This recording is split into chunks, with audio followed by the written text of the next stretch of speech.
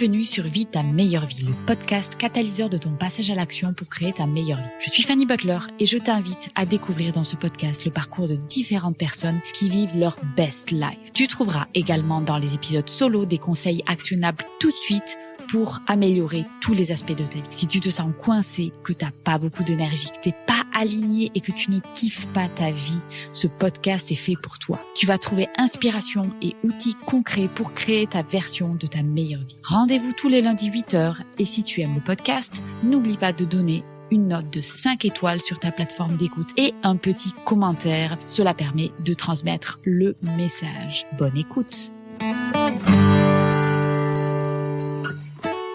Dans cet épisode de podcast, je veux parler de 10 points d'attention qu'il faut avoir, les 10 voleurs d'énergie quand on est en transition de vie ou quand on veut mettre en place de nouvelles choses dans sa vie.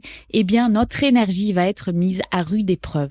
Et de ce fait, je veux que vous fassiez attention à 10 choses qui vont nous bouffer de l'énergie et si on n'en a pas conscience, ça peut vraiment nous freiner dans notre évolution. Numéro 1, ne pas se donner la permission de se reposer. Alors ça, c'est le truc classique quand on veut faire une transition de vie, que ce soit professionnelle ou vraiment une transition de vie à tous les niveaux. Eh bien, on y va tambour battant et on oublie que se reposer et recharger les batteries, ça nous permet tout simplement d'aller plus vite. Donc, toujours faire attention à se reposer.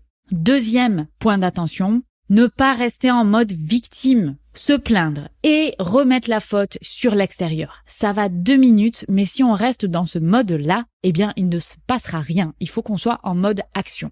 Alors, le mode victime, on peut l'utiliser pour dégager de l'énergie négative. Donc, par exemple, il s'est passé quelque chose qui était négatif et je suis chargée en émotions négatives, je suis hyper en colère, je suis pas contente.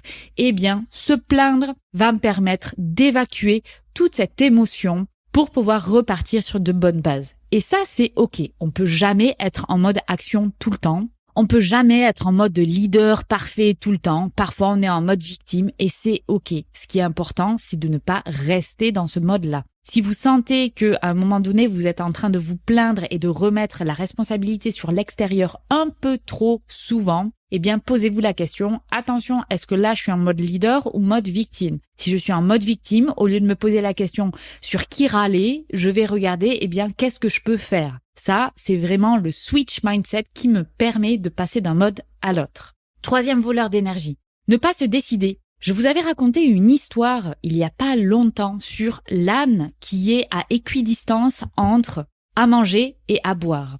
Donc à gauche, il peut aller manger, à droite, il peut aller boire. Il a à la fois faim et soif.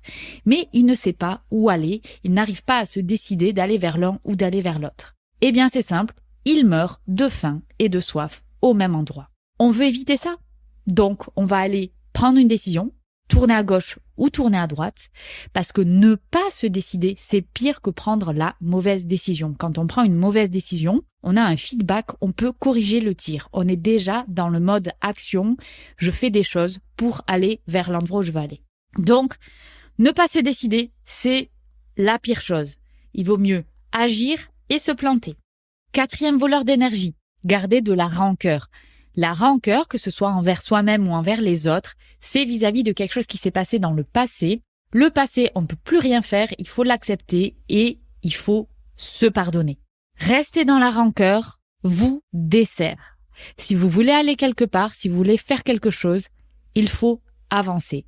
Pour avancer, il faut être le plus léger possible. Donc, laissez tomber la rancœur, c'est un boulet que vous traînez au pied. Cinquième, ne pas savoir dire non. Alors celui-là, je l'adore parce que celui-là, il touche quasiment tout le monde. Et particulièrement, nous, les femmes, on ne sait pas dire non. On est ce qu'on appelle en anglais des people pleasers. Ça veut dire qu'on veut faire plaisir aux gens, on veut être gentil. Erreur fatale. D'ailleurs, si vous suivez mon contenu depuis un certain moment, vous savez que ma spécialité, c'est l'estime de soi. Un des piliers de l'estime de soi, c'est l'affirmation de soi. Et qu'est-ce que c'est l'affirmation de soi? Savoir dire non. Si on dit oui à tout, eh bien, on dit non à des choses qui nous font vraiment plaisir, qu'on veut vraiment. Il faut vraiment se mettre dans ce mindset-là. Plutôt que se dire, si je dis non, je suis quelqu'un de mauvais. Mais pas du tout.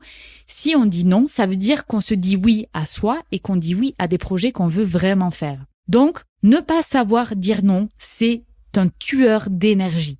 Si vous avez des problèmes avec ça, contactez-moi, on va pouvoir travailler ensemble. 6e, s'inquiéter inutilement. Alors facile à dire, mais peut-être vous êtes comme moi et vous ruminez parfois sur des choses sur lesquelles souvent on n'a absolument aucun pouvoir dessus. Déjà, en avoir conscience, ça va aider. Et d'autre part, mettre en place des rituels justement pour aider à lâcher prise. J'en parlerai de manière plus ample puisque je suis en train de développer des outils justement pour aider à lâcher prise. 7e voleur d'énergie, s'accrocher aux personnes qui ne nous font pas du bien. Ça aussi, c'est une des choses qu'on travaille énormément en coaching. Notre entourage direct a une influence énorme. Du coup, il faut choisir en pleine conscience quelles vont être les personnes à qui je vais allouer du temps. Le temps, c'est une ressource qui n'est pas infinie. Et de ce fait, si vous allouez du temps à quelqu'un qui ne vous fait pas du bien, eh bien, vous dites non à quelqu'un qui pourrait vous apporter quelque chose et vice-versa. Il faut choisir les personnes de son entourage.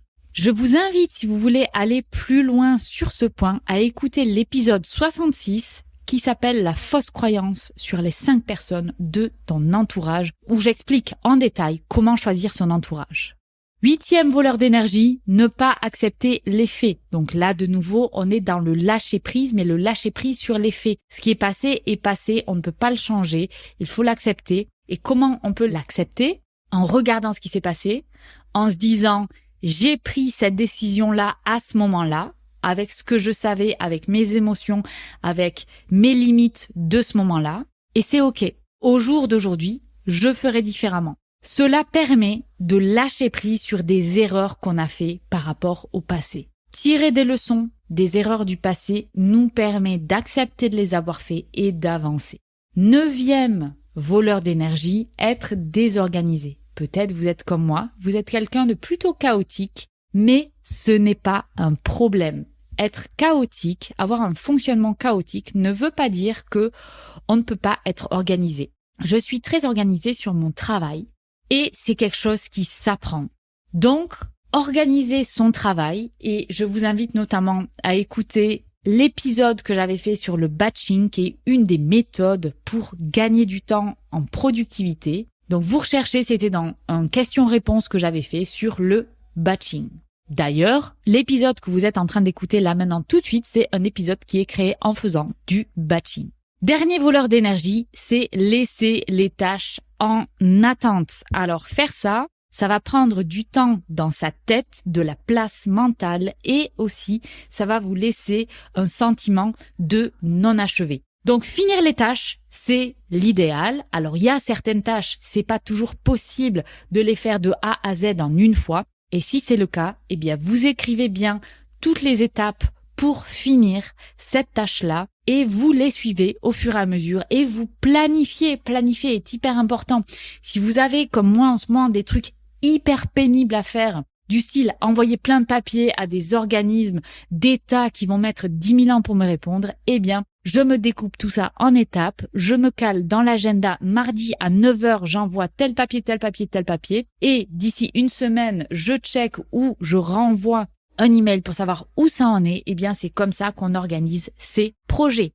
Donc, je vous invite à faire attention à ces 10 voleurs d'énergie, à identifier ceux pour lesquels on va généralement vraiment perdre du temps et bien sûr à travailler dessus. N'hésitez pas à m'envoyer vos commentaires et ce que vous avez découvert sur là où vous passez votre énergie.